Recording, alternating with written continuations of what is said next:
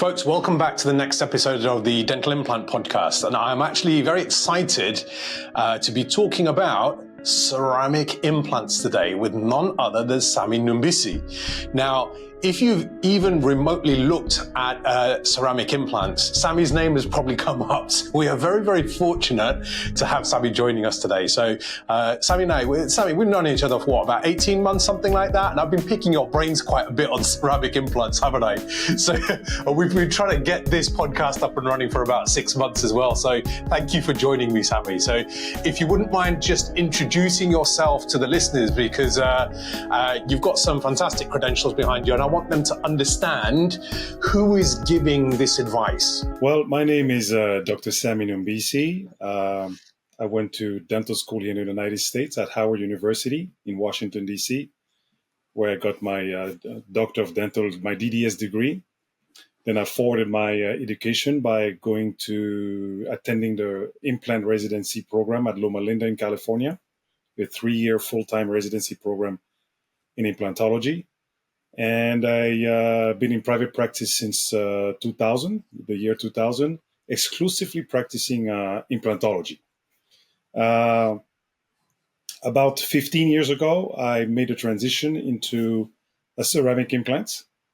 And I've done a lot of practice and research and publication on the matter. It's a very exciting time in implant dentistry, and I'm very fortunate and honored to be part of this transition and this new era in dental implantology. Amazing. Thanks, Sami. So, I mean, I've got a list of simple questions, and I think partly it's to help the listeners understand, but these are genuinely some questions that I have for you as well. So I'm looking to learn from you as well. So can you give us a little bit of a history about ceramic implants?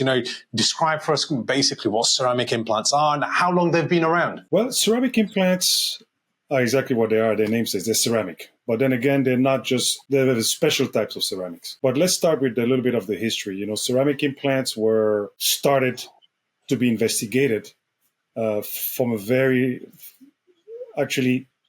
millennia, because there's some skulls that have been found with shells. And we know shells are also made of ceramic.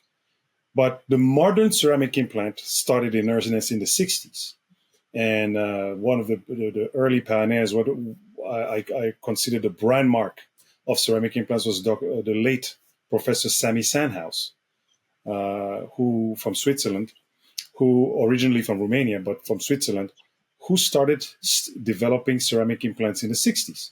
So actually, if you look at the publications and the history, Sandhaus was working almost in parallel with Brandmark without them really interacting that much. And he started experimenting with ceramic implants. At the time, they were made of a different type of ceramic. They were mostly made of alumina, okay? So aluminium oxide. So oxides of aluminium, alumina, and that's what he started with, and had some implants produced and placed in patients in those early days. So that started in around the early 60s. So they're not, the idea of going ceramic with a dental implant is not new. Okay, it's just that it started in the 60s. It had a rough start, I have to say, because ceramics were not that sophisticated at the time.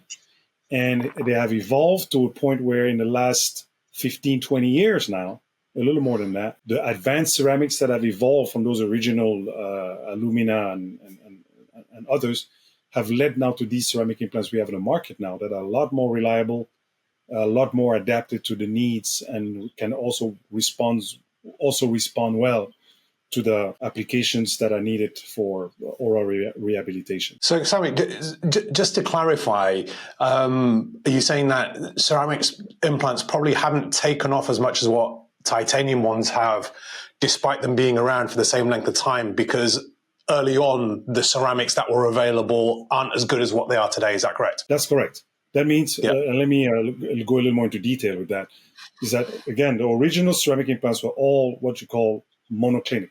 Okay, they were made only of one ceramic, either 100% alumina or 100% zirconia or something else. The problem is that alumina did not have the flexibility necessary in terms of structural bending and taking forces that metals can take. So it's very brittle. And zirconia, 100% zirconia, is very sensitive to humid environments. So the oral environment is very humid, and the chewing forces and the chewing cycles can require materials that can take a little bit of, that are flexible to a certain extent. So those two materials were the original ones, and used at 100% never really did well. And then also the original ceramic implants also had very glassy, smooth surfaces, which also is an issue in terms of osseointegration, because we know osseointegration likes a roughened surface. So the ceramics that you and I are using now, that we are able to purchase and place in our patients, they are ceramic composites. So now they're not made of 100% alumina or 100% zirconia. They're made of alumina, zirconia, and yttria. Okay, so now you have these composites that now have better physical properties, that are not sensitive to humidity, that have a little more flexibility, and that are more adaptable to the needs that we have in oral rehabilitation today. Makes sense. Okay, so why choose a ceramic over a titanium implant? Well, ceramic has a lot of properties. First of all, let's talk about metals a little bit. Metals, when placed in certain environments, are invariably going to have some degree of breakdown. And breakdown is the code word or the nice word for corrosion. Okay, that's a big problem we have with metals. And this is something that our colleagues in orthopedics have known since the 50s, for a long time. Yes. That over time, a metal placed in a biological environment is going to corrode. So what happens is when a metal corrodes, it invariably releases some of its components. Again, you got to remember, these metals are alloys. So when you have a metal alloy that corrodes, it releases some of its components. And we know that there's no such thing as 100% pure titanium. There's always some other components within the alloy, like vanadium, chromium. Actually, the commercially available titanium implants are made of titanium, vanadium, and aluminum. Those are the three main components that are listed on the manufacturer's safety data sheet. But there's also minute amounts of others. So that's why when you see the formulations of titanium alloys, they always say Ti, AlV, and others. The others can be nickel, chromium, and other things. So to go back to your question, why ceramic versus titanium? Besides the corrosion problem, there's also another factor, is the surface energy. The surface energy of titanium alloys or titanium is higher than that of ceramics.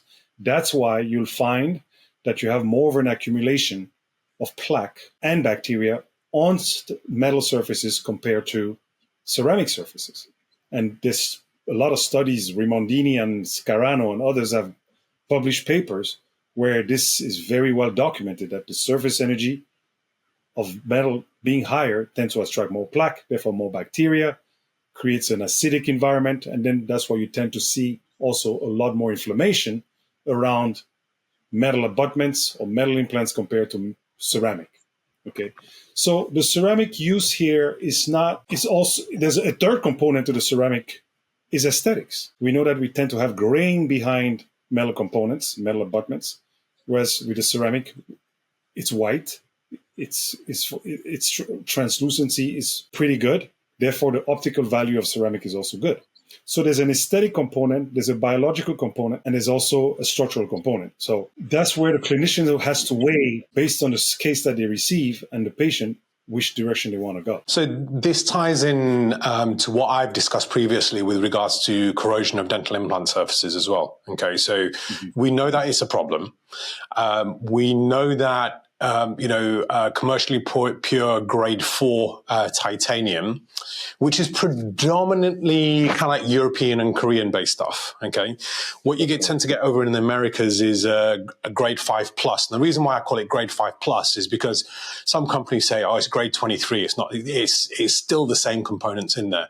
But as you said, even commercially pure grade 4 titanium, it will still have some element of impurities in it.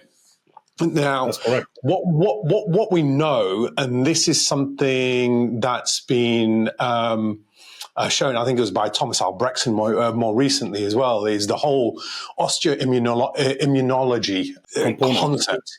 That actually it's a homeostasis. It's not we get binding of the bone to the implant surface and that's it. And I've said before on the podcast, and this is what I teach as well, is that, look, if we're using titanium implants, that, we shouldn't use chrome abutments to it because you're creating a galvanic effect, which is increasing the amount of corrosion further, okay? Now, some people may argue and turn around and say, you know what, I don't have problems with this type of stuff because, I've been placing implants for 5, 6, 7 years and everything's fine. But what we're talking about, Sammy, is we're not talking about like short to medium term. We're kind of like talking long term. So this is my understanding of it as well, is, we're not talking that, the corrosion can potentially cause a short-term problem. It's a medium to long-term problem. So this is one of the reasons why, ceramic implants, they have been on my radar. I've started placing them. I've placed a decent handful now. I believe it's going to be a strong part of my armamentarium moving forward. So talking about corrosion resonates with kind of like what I already know as well. So yeah, it makes sense. So I wanted to talk to you as well, one piece versus two piece ceramic implants, because one of my concerns has always been, particularly with two piece ceramic implants, quite often you get fiberglass screws, or there's zirconia screws, or it's something that, what's the longevity of these? Should we be looking at one-piece systems, or do we have solid evidence that actually, these types of screws, they're stable long-term? Could you tell us a little bit more about the one-piece systems, two-piece systems, and the different connections and screws that you get for them, please? So when you look at the history of ceramic implants, as a matter of fact, the early implants, commercially available implants, like the one Sandhouse developed, he started with a two-piece and quickly reverted to a one-piece and eventually went back to two-piece. So he, even in his early days of conceptualizing ceramic implants, or even the tubing and implant that everybody knows that gave ceramic implants an early bad rap, they started two-piece. Okay, so today, where we stand for the last 15, 20 years, we've had about 3 or 4 types of connections on ceramic implants.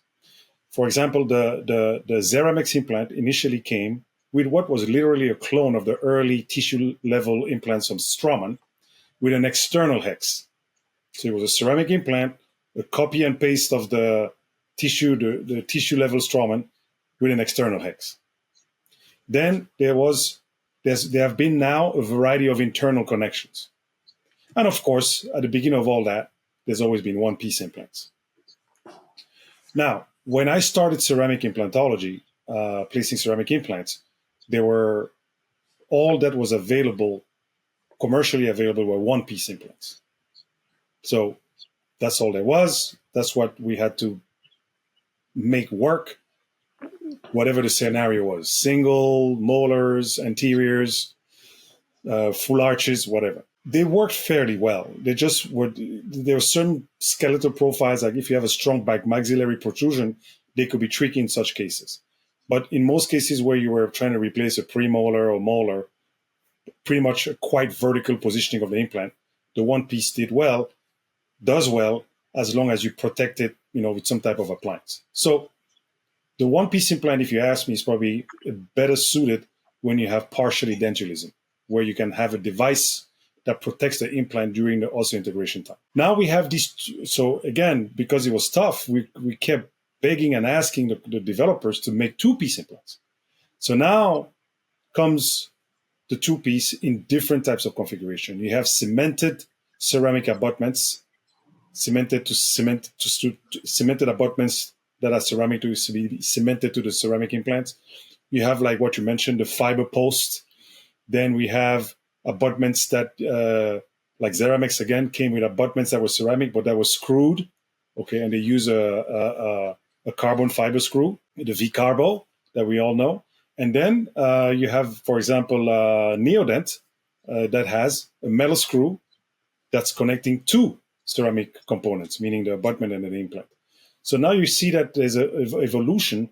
There's a variety of connections coming with a variety of in two concepts, either a cementable concept or a screw retain concept, which is nice because now with the screw retain, you can expand the range of applications. You can now go into wider rehabilitations, you can go into full arches, and you have that flexibility that we've had with titanium where you can undo the prosthesis, service it.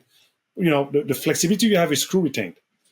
So if you ask me what's my favorite connection, I'll say I like one-piece implants. I'll use one-piece implants wherever I can because, and here's my rationale.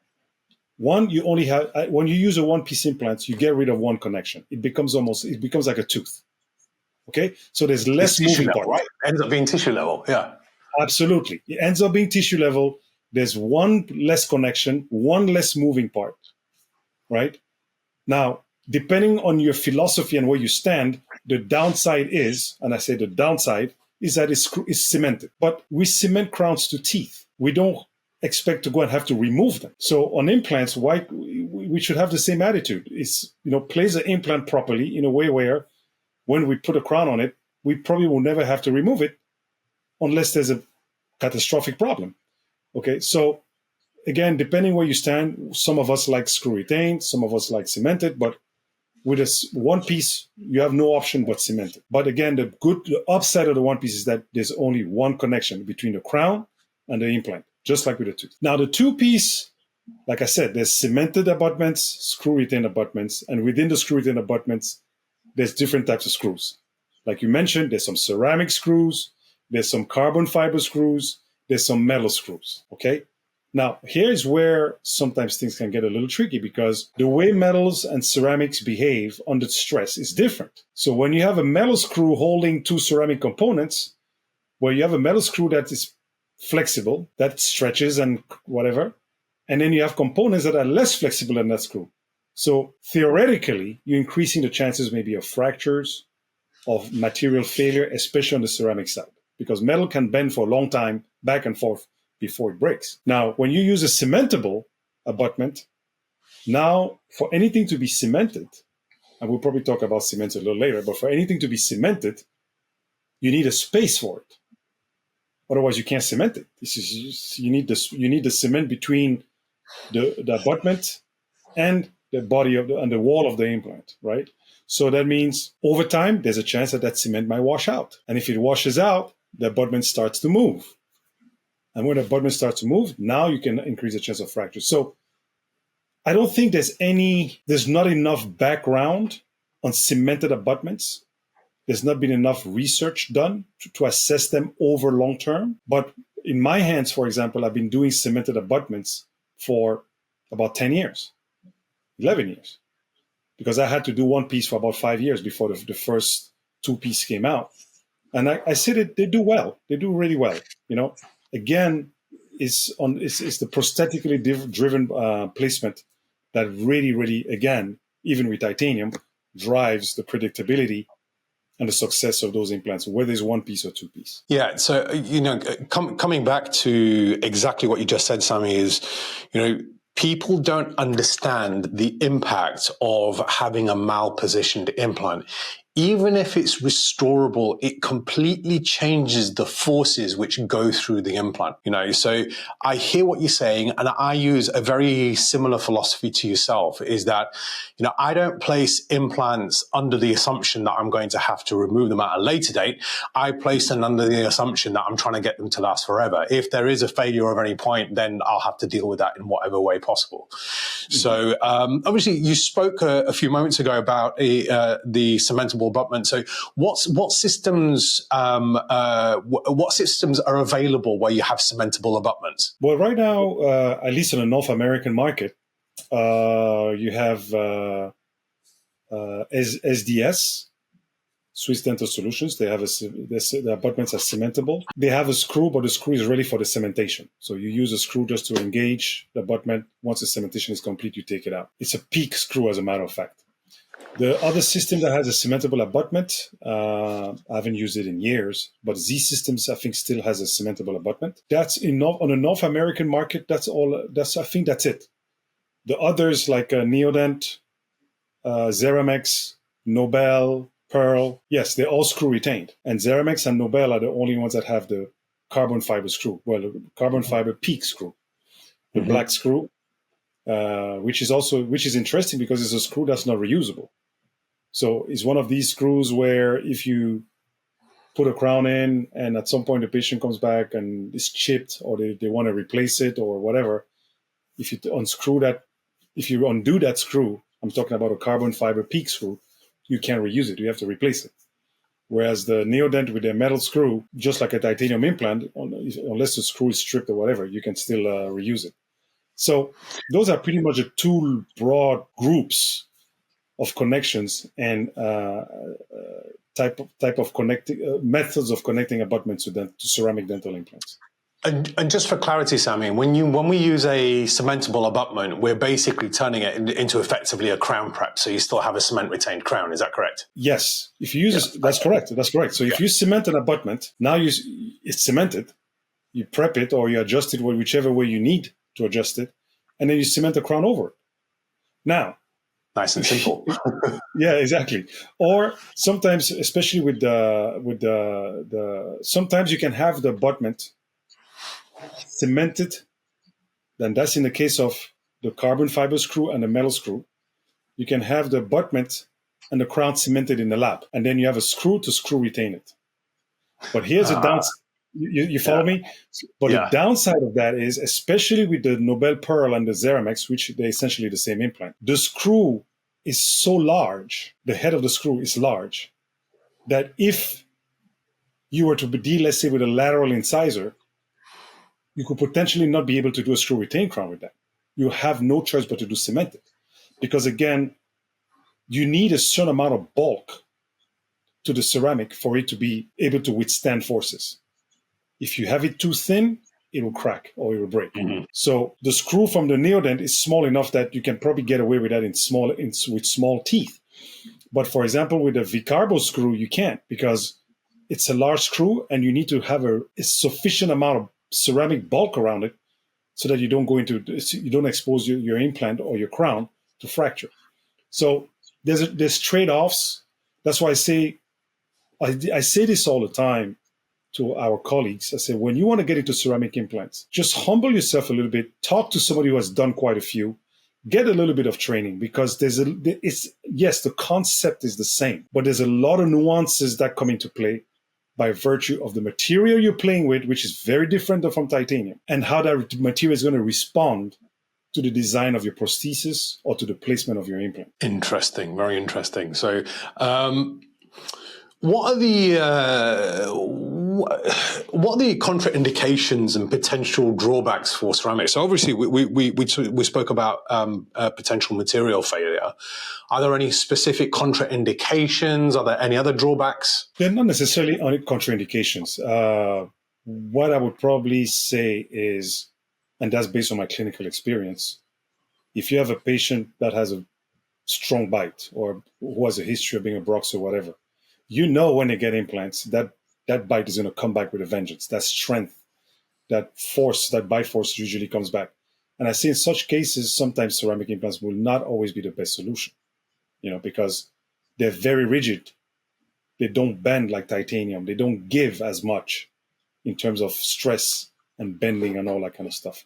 So although now things are moving so fast, I've seen some prosthetic materials like Zerpeak, another materials that are peak zirconia composites, that claim, and that has not been fully tested, but that claim to flex enough that allow to relieve much of that occlusal stress being transferred down directly to the implants. Now, I have a couple, I say maybe 4 or 5 cases that I've done like that. They're very early in their lives. They're only 2 years old. So nothing has happened so far, but that's what the manufacturer of that particular material claims, that this material is suitable for especially extensive prosthetics on zirconia implants. Okay. Now, you were asking about contraindication. So there's really no contraindication. It's more case selection. You have to select the case properly and plan it properly. And sometimes by doing so, what would appear like a contraindication, it really isn't. It's just that you have to plan a little differently. And one aspect that I always like to bring to the fore is the biological component. Again, at the end of the day, we can have the best thread design, the best surgeon, the whatever, the best material is how does the body interact or respond to that material? Because, and this is another discussion that we can have for a day or full day, is the osseointegration of zirconia implants. How do they osseointegrate the same way that titanium osseointegrates? Well, if you look at ceramic implants, they don't have any coatings. There's no HA coated ceramic implant on the market. There's no RBM coated. It's the implant itself, the ceramic, the zirconia itself, that's modified to be to allow osseointegration. Whereas with titanium implants, the majority of commercially available titanium implants or sold on the market, they have some level of coating. So now we're sliding into the surface treatment. Okay, so again, why is this? So how is the bone? How the bone cell is going to respond to that surface? So now you find that the osseointegration of bone to zirconia is more of osseointegration to the zirconia itself. Whereas on titanium implants, it's also integration to the coating of the implant. So what does that mean? It's very important. That's a very important factor because now you need a healthy bone because there's no inductive capability in zirconia. Whereas the coatings that are on titanium, some of them have potential inductive potentials. So now when you decide you're going to place ceramic implants, you probably want to have a patient that you have evaluated their health or their ability to heal from that procedure or to make bone. So this is where, when you get into ceramic implants, once again, in some respects, you have to up your game. You have to know, can this patient heal well enough without any induction, for example? These are little things. So the contraindications, they're not really there. But again, yes, there's some situations where the ceramic implant might not be the best option because of biomechanics or because the patient just is not healthy. Because titanium implants can integrate in some very bad environments. Ceramic implants are not that forgiving. Yeah. So, do ceramic implants do they take longer to osseointegrate, or is it the same rate? It's the same rate. It's just that, granted that this person is healthy enough to heal. And what do I mean by that? I probably need to elaborate on that. For bone healing to happen, and you mentioned a little bit of the osteoimmunological component of things. For an implant to osseointegrate, or you have to be able to form bone. You need bone turnover, right? So what that means is your patient has to be able to, after the injury, because surgery is an injury. When you drill that hole in the bone, it's an injury. Then you place an implant in there. Now you need that injury to heal. And in the process of healing, accept that implant. Take a hold of it. So what does the patient need for that? The patient needs to be healthy. Nutrients, vitamin D, minerals.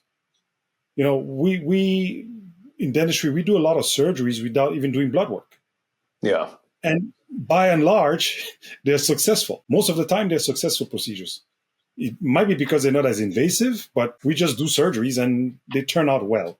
So the body has this ability to heal.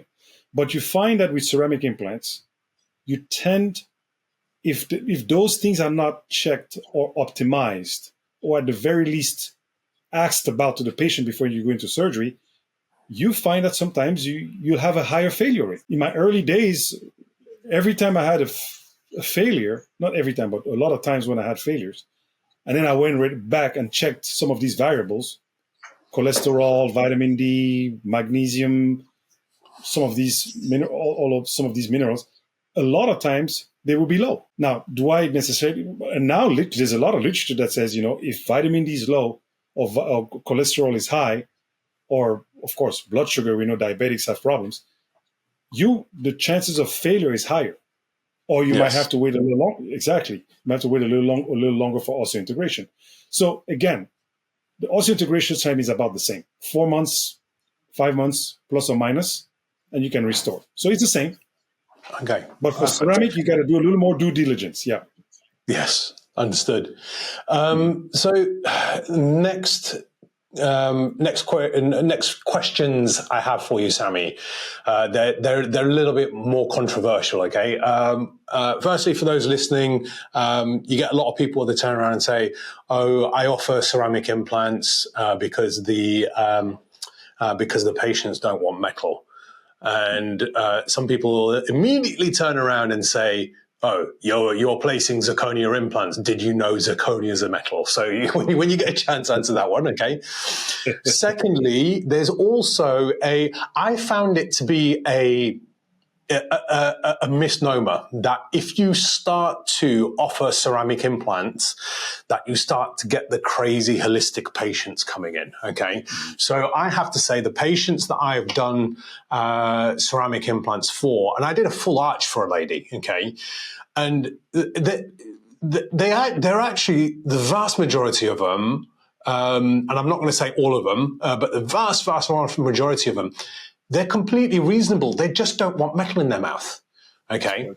And then there's the final aspect where we get some colleagues who fearmonger patients as well into, titanium's really bad. So could you just give us your opinion on these three things, please, Sammy? Just clarify those 3 points for us, please. The first is zirconia metal or ceramic? Okay, so I think that was one of the first points. Yes, that's something that is getting better, but is still very poorly understood among our colleagues. It's unfortunate because I still hear people saying things as zirconium implants and things like that. The closest to the zirconium metal implant is the Straumann BLX, and that's about it, commercially available. Otherwise, when you're talking about a ceramic implant, you're talking about a zirconia implant, the oxide of the metal called zirconium. So if anybody goes to the table of elements, you see things like zirconium, titanium, yttrium, a lot of aluminum. All these metals are called transition metals. These are metals that, when exposed to oxygen under certain conditions, can transition into crystals and become ceramics. That's why you have yttrium that becomes yttria, titanium that becomes titania. By the way, titania is that famous oxide layer we all like to talk about. That oxide layer on the surface of your titanium implant, titania, it's exactly that. It's an oxidized state of titanium and is no longer metal. Okay? Same thing with zirconia. Zirconia is an oxidized state of zirconium. So you call it zirconium dioxide implant, which is a mouthful, and it's easier just to say a zirconia implant. Now, so I hope everybody's clear on that. So there's no zirconium implant on the market. And if you're talking about ceramic implants, you should be talking about a zirconia implant. It's a lot easier for you, and it's a lot easier for your patients, because once you start telling your patient about a zirconium dioxide implant, they might hear another metal. Okay. Yes. So yeah, there's this little terminology it's that the nuance in the terminology, right?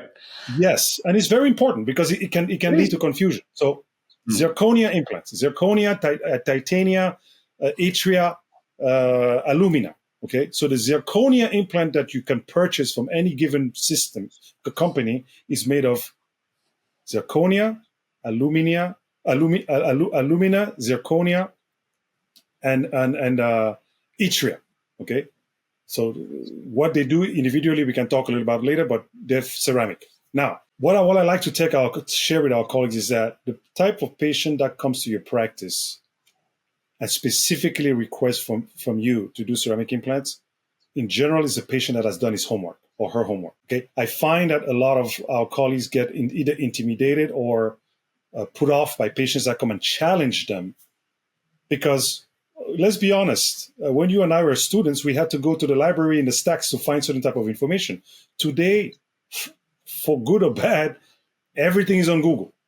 Everything is everything is very, very, very readily available. So you find patients that come in, they don't understand everything that they read, but a lot of us have made it very easy for the layperson to understand what we're talking about. So if they come and ask for a ceramic implant, they're not crazy. That's what they want, like you rightfully said a while ago. And there's enough solutions out there today in the ceramic world to address, I would say, 90, 95% of the dental rehabilitation needs. We used to be very limited 10 years ago. Today, the limitations are just narrowing. So that was I think that was the second aspect you brought up. Yes. The third one was what was it again? You asked me. It was there are not. I'm not accusing everybody who places zirconia implants of this, but I know some people deliberately use it as a marketing tool, and they will scaremonger patients. Okay. Yes. When I offer ceramic implants to my patients, I give it to them as a choice. Okay. I say to my patients, look, some people just don't want metal in their mouth. Some people have a genuine allergy to titanium, but it's exceptionally rare. And most patients are just like, I just don't want titanium in my mouth, which is fine. It's not a problem.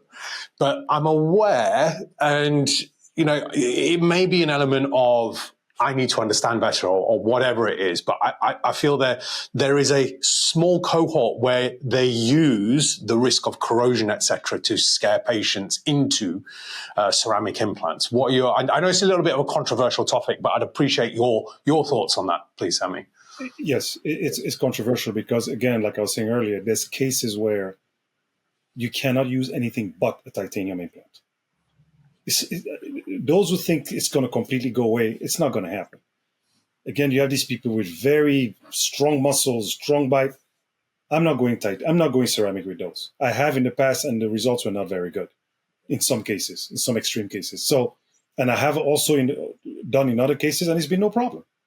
So again, it comes back down to case selection. But to completely try to coerce a patient into a ceramic implants at any cost in any type of situation, that's not the right way to do it. Yeah. I think there's situations where, like you said, there's people who have genuine sensitivities to certain metals.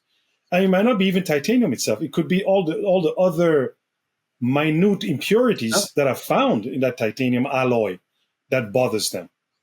There's what you call the tip-over effect. There's people out there that are sensitive to certain metals. There's two scenarios. There's those who are, and those who are not yet.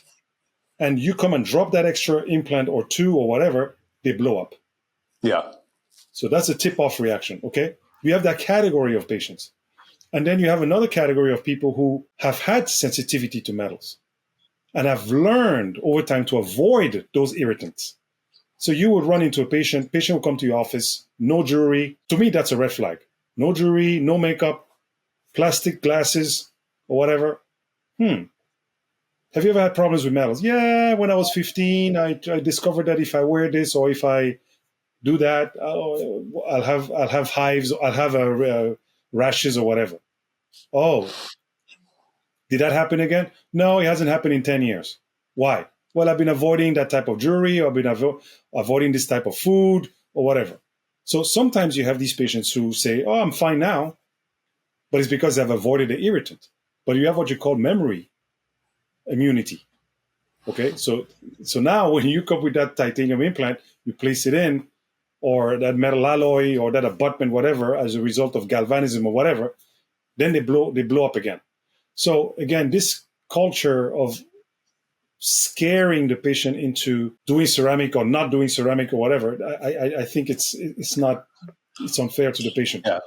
I agree with you. So this brings to mind two patients. Firstly, it was that patient who came to me because she wanted and needed a full mouth of implants, and she didn't want to have metal. Because of what you've just been discussing, Sammy, she said, look, she goes, anything that I use that's metal, she goes, I end up in rashes and it's really irritating. I've been to see several different dentists. They've all assured me there's nothing wrong with titanium implants. And she was just of the mindset, I just don't want metal. Will you do ceramics for me? And, when we did ceramic implants, I did all ceramic restorations for her as well. She came in very clued up. Anything that I'd recommend to her, she went on to immediately, so she was actually a very reasonable patient. And there was another patient where, many years ago, we'd done a full mouth, rehabilitation for her, we'd placed titanium implants, which she had no issues with whatsoever. But when we placed the definitive prosthesis, she ended up with burning mouth syndrome, and we couldn't figure it out for ages. And then it occurred to us that it's very well could be that the bar itself is causing an issue, because the implants we used were commercially pure grade 4 titanium. But the bar was a grade 5 alloy. So we swapped the bar for a grade 4, and it wasn't easy finding that blank to mill the bar out of. Yeah. And that burning mouth sensation went away. So she was obviously sensitive to the other metals in the grade 5 alloy. But as you said, is there going to be a tipping point where, she does end up sensitive to titanium as well?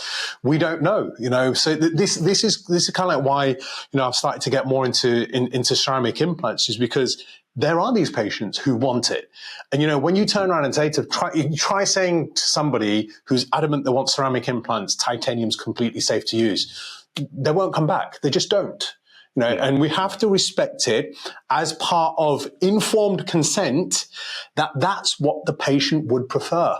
So you can't bully a patient into titanium implants if they want ceramics. Yeah, that's correct. And you just brought something up about these bars. I had a similar experience. Now let's pause for a second. When you do a full arch with a bar and framework and blah blah blah, how we all do it, or most of us still do it. You have to think about this. You have the implant. That's one alloy. You have the MUA. That's another alloy. You have the screw of the MUA. That's a third alloy. Then you have the bar. That's a fourth alloy. Then you have the screw for the bar. That's a fifth alloy. So when you think about this, like your patient with a burning mouth syndrome, and I've had a couple of those in my clinical practice. If you pause and think about, we're stacking up all these metals in saliva, which is one of the best electrolytes available. You created a battery. You create a battery mouth. And then you have this galvanism going on, and that leads to potentially this burning mouth. Because even from the same manufacturer, the implant and the screw are not the same alloy. Even from the same manufacturer. They're dissimilar alloys. And once you put dissimilar alloys together, you have a very high potential of galvanism. Okay, so I have had a similar experience where we changed the bar, or we changed the prosthetic parts, went and tried to get as close as possible to what the implant was made of, and it went away. But even in those scenarios, you still end up with at least 3 different alloys: the implant, the new better bar, and its screw. So you see. So it's difficult to completely eliminate that unless you go ceramic and you go cemented, and all of a sudden there's no more screws, there's no more multiple alloys stacked up on top of each other. But then again, the downside, the consideration has to be where you might not always be able to do ceramic in every situation either. So when I have these suspicious patients, if I like to call them that way, those that are likely to have a problem with metals, or have had a history and claim it's gone, and there's some tests that you can do. And one of them is the MELISA test. It's a blood test. And what I like to always make sure people understand, it's not a test that measures the amount of metal you have in your body. It's a test that measures how susceptible you are to be sensitive to a given metal. And they have panels. They have implant panels, they have amalgam panels, they have orthopedic panels. So these panels tend to have within themselves the different metals that can be in any given implant alloy. And there's an index. When you get the results, they draw the blood, send it to the lab. They do a sensitivity test. It's a lymphocyte test. It tests the lymphocyte reactivity to the given metal. And it gives an index. And if you're above a certain value, your likelihood of being sensitive to that particular metal gets higher. Okay. Right. So what was the name of that test again, please? MELISA, MELISA. And you go online, melisa.org. It's there. Yeah. Okay. And this test is much better than a skin test, because that's another thing. A lot of people think a patch test, patch tests have now been determined to be pretty much useless to test for metal sensitivity for dentistry. Definitely not. Actually, some of them even induce sensitivity, because to get to get a reaction on the skin, you got to expose that person to that particular irritant. Yes. And cause the irritation within that particular individual. Whereas with the ELISA test, you take the blood out of the patient and you go to the lab and you just assess how the lymphocytes are going to respond to that particular metal. So you're not inoculating them to see how bad the response is going to be. Yes. Absolutely. There's a big difference there. Much better test. Much better test. Absolutely. Okay. I mean, my go-tos for ceramic implants, Sammy, as you know, I like the Bredent White Sky. Yes, the one-piece implants, but I like the fact that they have the Clean Implant Foundation certification as well. And in my hands, they've been working really nicely. So yeah, as I said, ceramic implants are already in my armamentarium, and I do feel like I want to offer more and more of them. So based upon the back of this conversation, it seems to me that anybody who wants to get into ceramic implants needs to understand it's a different type of thinking, and therefore they should really have more training, even if they are experienced with implants. So, Sammy, tell us about IA, and tell us more about how people can get trained on ceramic implants. I will, and you brought something up about a clean implant surfaces. I would like to preface my answer with that. This is another aspect that's also needs to be understood by clinicians, you, me, especially, because in the manufacturing of a dental implant, there's a lot of things that come into play. When you manufacture ceramic implants, even conventional implants, but definitely ceramic implants, there's three ways, but two ways today that are commercially available to make a ceramic implant. Either you do injection molding or you do milling. So milling is essentially like what we do in our offices or our labs do. We have a milling machine, a block of zirconia. It gets milled into the shape of the implant that we want. Well, factories do that for us. They clean it, they wash it, they rinse it, sterilize it, and we buy them as practitioners. And we have the injection molded implants, which are made out of a slurry that gets put into a mold and baked and whatnot, and then you get implants that way also. Now, what we need to understand is that if you have a block of zirconia, it can only be milled with a metallic drill.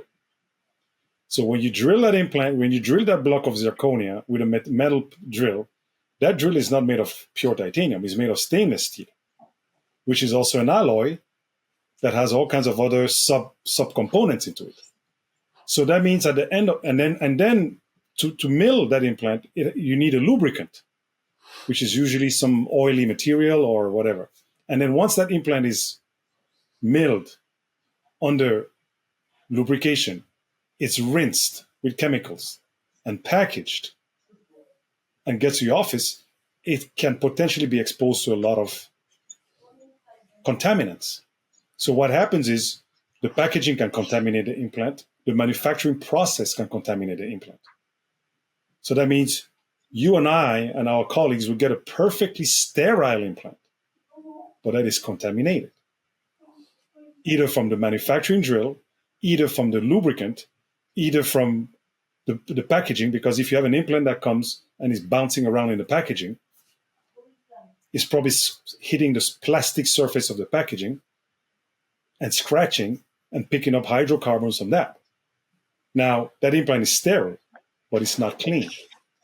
So now when you put that implant in the bone and you get these mysterious failures or these inflammatory reactions, sometimes it's because of the surface being contaminated. It's not contaminated in terms of material, not in terms that it's full of bacteria or viruses. No. That's not the contamination we're talking about. We're talking about a contamination coming from the process of manufacturing the implant. So this is something that I really wanted to address since you brought it up, and I'm glad you did. Sometimes you want to look to see that the implants that you, and this applies to titanium also, okay? but you want to really make sure that the implant that you're using is clean, has a clean seal, it has a clean approval, a clean surface approval. Now, the second part of your question was about the IOCI. The IOCI is the International Academy of Ceramic Implantology. I'm the founder. We've been in existence for about 13 years. And it was created out of the need to educate not only the doctors, primarily the doctors, but also the public on the availability and the benefits of doing of offering and choosing ceramic implants. Because in the early days, I realized, along with some colleagues, that yes, when I got into ceramic implants, I'd been doing implants for 10 years. I'm a trained implantologist. I took a residency. I spent 3 years of my life going to learn implant dentistry on a full-time basis. But when I took on ceramic implants, at least in North America, I had nobody to train me because I was one of the early adopters. And I had my titanium reflexes, my titanium knowledge, my titanium experience that I was trying to copy and paste into my ceramic journey. And the early days were difficult because there were some nuances that I didn't know. So the academy was created where we had an environment where there was going to be exchange of experience between, and by the way, the name is international. So we were talking to our colleagues in Switzerland, in Germany, in South America, we were all getting together, and we still do, exchanging experiences, fine-tuning protocols so that we could minimize the amount and soften the learning curve for those already involved, but also for those coming after. So we have webinars, we have courses. Our members have gone and have had their own courses. We list them on our website. We have events every year. We have yearly events. We also go international. We've had events in the Middle East, in South America, in Africa. So our philosophy is education. We want to educate the doctors on how the good protocols. And I'm also proud to say that a lot of European ceramic associations were born out of IOCI.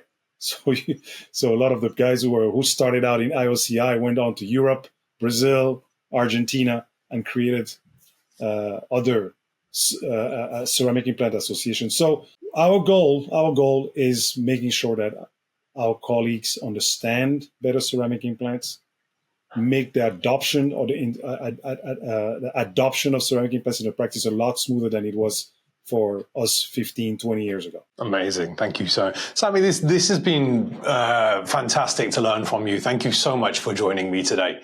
So it's, do you feel we've covered everything? Have I missed any critical questions or anything else you feel that we should speak? Yes, I think we should talk about, I can give you the opportunity to ask me the question about what's the best way to cement. Crown. Yes, that's what I wanted to ask. Yeah, I know, you had it there. You forgot. Yeah. I remember saying, I need to make sure I ask you that question. So, So you can ask me now. I'll answer. Yeah. So, Sami, it's what's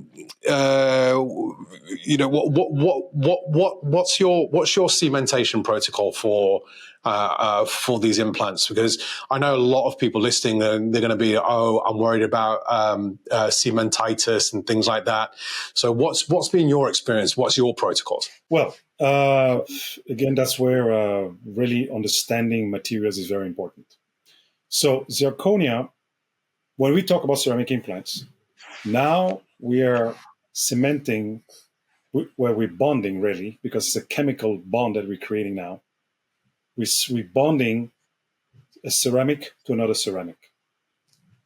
So the only way this connection, this cementation, to use that word, is going to happen is if we have a bond between the intaglio of the crown and the cement, and then from the cement, and from the cement to the internal part, the surface of the abutment.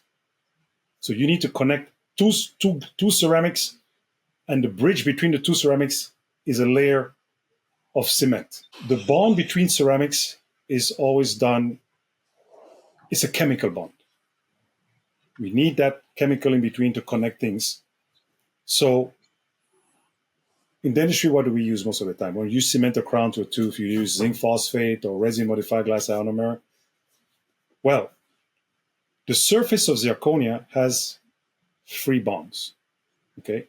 So that means, for example, in your case where you did a one piece with a Brident, or any of us, once you leave zirconia exposed to saliva, these bonds get occupied by the phosphates that are within the saliva. So now that means at that point in time, so in the case of a one-piece implant or an abutment that was sitting in the mouth and got exposed to saliva at some point, you get those bonds occupied. Those were the bonds that were there available for the cement to occupy. But because now saliva has contaminated the surface, they are occupied and there's no more bonding connections for the cement to attach to. So coming back to your question, what's my protocol? First, I always decontaminate the surface of the zirconia. And how do I do that? A simple rinse, first of all. Then I use a material from Ivoclar called Ivoclean. So I decontaminate the surface, the abutment, with Ivoclean. Usually Ivoclean is not recommended to use intraorally, but I use it with high suction, and I sometimes use a rubber dam so that the patient doesn't swallow it where I can. So put a rubber dam, decontaminate, rinse. On the crown, it's outside the mouth. Ivoclean, 20 seconds, rinse. Once I decontaminate that, you have an option. You can also do silination, or you can do directly to cementation. But again, it's 3 steps. You decontaminate, 2 to 3 steps. But my protocol is to rinse, decontaminate, cement. And the cement of choice, the cement you should be using is a resin-modified glass ionomer. Zinc phosphate cements are not good because, again, those phosphates are going to go and occupy the bonds. And unless you have a mechanical retention, it's not going to allow for bonding. That's right. So resin-modified glass ionomer cements with prior decontamination. You got to remove, yes, because that whatever Ivoclean has, it has these zirconia components in it that go, when you put that Ivoclean on the surface, it removes those phosphates. So now those phosphates that occupy the bonds on the surface of zirconia go and bond with the Ivoclean. So the Ivoclean basically cleans up the surface, removes those phosphate contaminants, and lets them and allows the bonds to be free so that the resin-modified glass ionomer cement comes and occupies it and creates a bond. Others do a little more.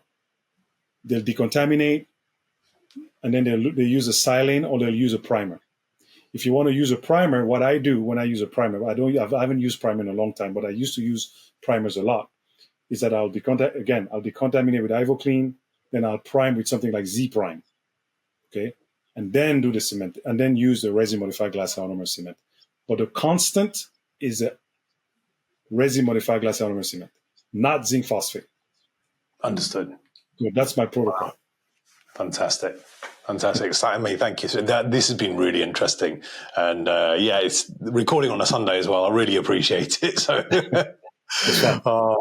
fantastic. So, Sammy, thank you so much for joining me today. Folks, please do look at the IAOCI. Sammy, what's your Instagram for people who want to follow you? What's the best one to follow you? It's my first and last name, Sammy Numbisi. And on Instagram is IAOCI_ceramic implant. Amazing. Thank you so much.